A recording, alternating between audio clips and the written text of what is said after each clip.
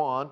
He's a professor and associate dean at George Mason University's Schar School of Policy and Government. A private funeral scheduled for Tuesday. We had this wake. There were some larger ceremonies expected later as well. Can you talk about that and your thoughts on the tributes that are pouring in both domestically and from abroad? Yeah, it looks like this is a private funeral, meaning for relatives and friends. And we don't know yet whether there is going to be a public a memorial. And this is a shocking event for Japan. Abe was Japan's longest serving prime minister, and he left some important legacies. He was also controversial in some ways, and he was a prime minister for 8 years. And this is the one that most people outside Japan knew about. Of course, his death happened as he was campaigning. The election now in the books.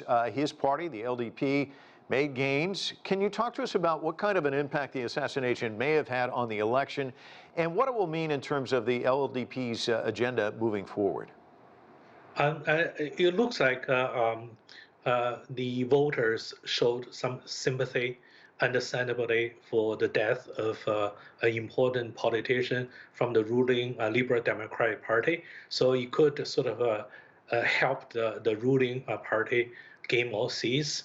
And in this upper house election and the pro-constitutional revision parties, not only LDP, but its partner and two other parties that supported revising constitution. So essentially, there was an absolute majority, 2/3 majority.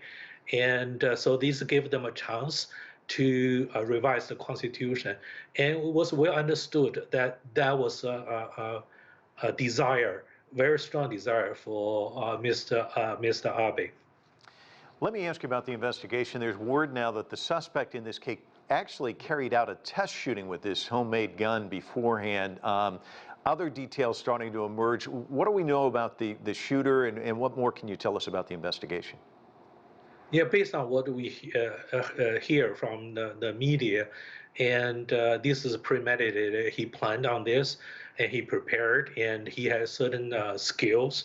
And this did not seem to be politically motivated, was a personal grudge, because allegedly his mother believed in the Unification Church, and because of a donation, and she went bankrupt. So the suspect held grudge against the Unification Church, and he believed that Mr. Abe was close to Unification Church. Since he couldn't sort of get close to the leader of the Unification Church, and he chose Abe.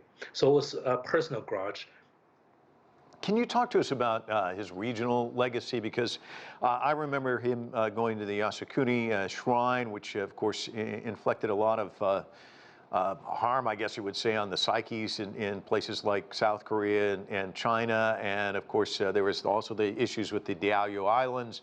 What's going to be his legacy regionally, do you think?